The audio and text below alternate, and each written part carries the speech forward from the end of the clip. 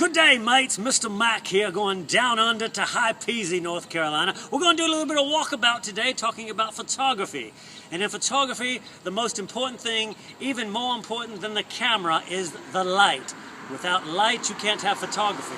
Most people nowadays are shooting with their iPhones, like my man Jidel right now, shooting with my iPhone. Turn it around, Jidel, let them see you. Very good, mate. Now I have a DSLR here. The two basic types of light are outdoor and indoor. Outdoor light is 5600 degrees Kelvin. It is kind of a blue hue, a blue tint to it, okay? And you want to pay very close attention that your subject is not backlit, especially if you have folks with dark complected skin. You don't want to have a bright background or the light bright behind them unless you're working with shadows and silhouettes. Okay, so outdoor light and indoor light. 5600 degrees outside. Indoors, it drops down to 3200 degrees Kelvin, mates. And we have different colors of indoor light. Fluorescent light, very ugly. You want to avoid fluorescent lights if at all possible. All right, they have an ugly green tint to them. So you'd rather use your own studio lights if possible, which are in orange tungsten color. Orange tungsten indoor lights. Come on over to the studio, mates.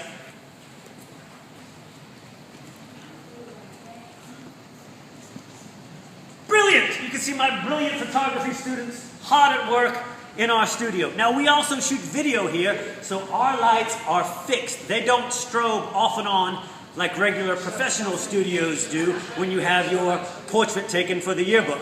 So let's talk about our three lights in triangle lighting. The main light is the key light. All right, the key light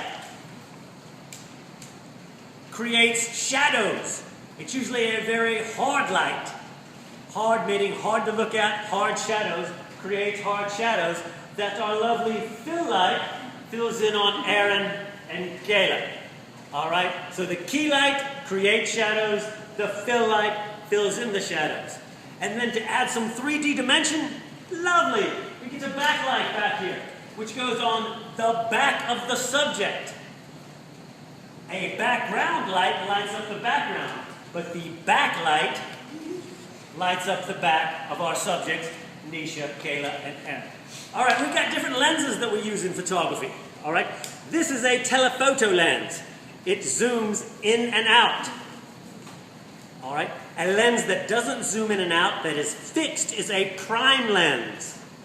Okay, it has a certain focal length. This telephoto lens has a focal length from 45 to 200 degrees, or millimeters, I should say, 45 to 200. All right, so 45 is roughly 4 times into 200, so this would be a 4x power lens. You just divide simply the bigger number by the smaller number.